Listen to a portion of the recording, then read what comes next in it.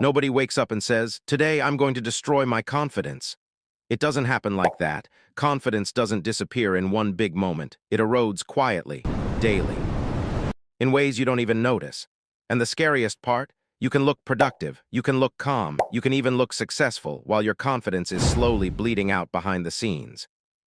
If you've ever felt like you used to believe in yourself more than you do now, stay with me. Because by the end of this video, you won't just see what's breaking your confidence.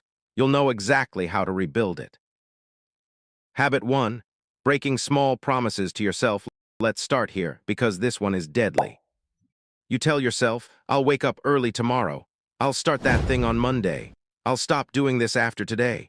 And then you don't. Once or twice doesn't feel like a big deal. But confidence isn't built on big wins. It's built on self-trust. Every time you break a promise to yourself, your brain quietly notes, "I can't trust you." I remember a phase where I kept telling myself I'd journal every morning. 5 minutes, that's it. I failed for weeks, and one day it hit me I wasn't lazy. I was teaching myself that my own words didn't matter. This is a little way of fixing this. Stop making dramatic promises. Make embarrassingly small ones and keep them. One push-up, one sentence, 1 minute. Confidence grows when your brain sees, "When I say something, I follow through." Habit 2, waiting to feel ready. This one hides behind logic. You tell yourself, "I just need more clarity. I'll start when I feel confident.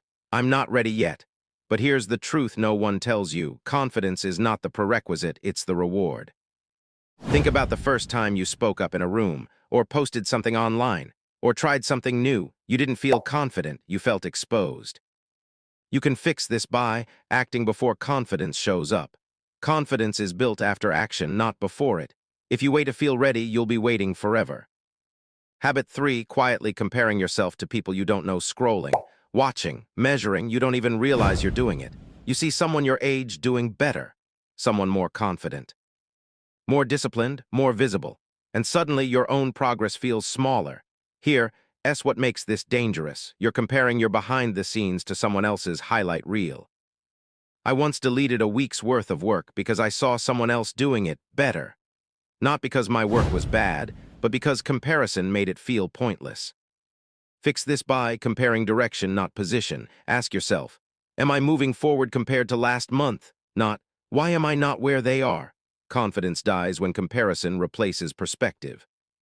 Habit 4, talking to yourself in a way you'd never talk to anyone else. Pay attention to your inner voice, because it's brutal.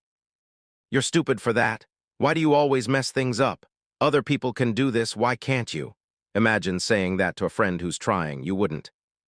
But you say it to yourself daily and wonder why your confidence feels weak. You can fix this by changing the tone, not the standards. Instead of "I'm terrible at this," try "I'm learning and this part is uncomfortable." Confidence doesn't need praise, it needs fairness. Habit 5, avoiding discomfort to protect your ego. This one feels safe, but it's poison. You avoid speaking up, trying, asking, starting, not because you don't care, but because failing would hurt your self-image. So you stay potential. But here's the truth. Confidence isn't built by avoiding embarrassment. It's built by surviving it. Every confident person you admire, they've been embarrassed more times than you can imagine. Here is a way to fix this. Seek controlled discomfort. Do one thing daily that makes you slightly uneasy. Confidence grows when your nervous system learns, "I can handle this." Habit 6, overconsuming, underdoing, watching, learning, saving videos, taking notes, but never executing. You tell yourself you're preparing, but deep down, you know, you're hiding. I once consumed motivation videos daily and felt worse, because inspiration without action becomes evidence against you. This is a good way to fix this. For everything you consume, create something, do something. Apply one idea immediately. Confidence comes from movement, not information. Habit 7, letting your environment decide your discipline. Your phone is always nearby. Your space is cluttered. Distractions are everywhere. And when you fail to focus, you blame yourself. But confidence collapses when you keep losing battles you never prepared for. A good way to get your confidence back is by designing your environment to support you. Put friction on bad habits. Make good habits easier. Confidence grows when effort feels aligned, not forced. Habit 8, suppressing your opinions to be liked. You stay quiet. You agree when you don't. You shrink to avoid conflict. And slowly you teach yourself, my voice doesn't matter. That's a confidence killer. I've seen people lose themselves not because they were weak, but because they were afraid of being misunderstood. To fix this, you need to start small. Express one honest opinion a day. Confidence grows when self-expression replaces self-censorship. Habit 9, defining yourself by past versions. You keep saying, I've always been like this. I'm just not confident. That's not who I am.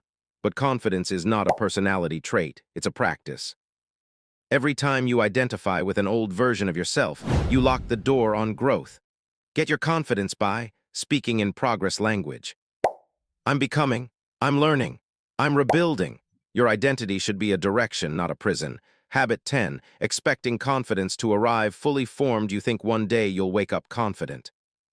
Unshakable, certain. That day never comes. Confidence is fragile. It wobbles. It rebuilds. Even the strongest people doubt themselves. They just don't let doubt drive. A fast way of fixing this: stop chasing permanent confidence. Build resilience instead. The ability to act despite doubt is the real superpower. Here, that's what you need to know: confidence isn't loud. It's not aggressive. It's not arrogance. It's the calm trust that you'll show up even when it's uncomfortable, even when you're unsure, even when no one's watching. And the best part, every single habit we talked about today is reversible. Daily, quietly, powerfully. So tonight, ask yourself, what is one small way I can stop betraying myself tomorrow? Start there. And if this video spoke to you, the next one will take it even deeper. Watch the next video where I break down why most people quit right before everything changes and how to push past that moment. Don't stop here. This is where confidence actually starts.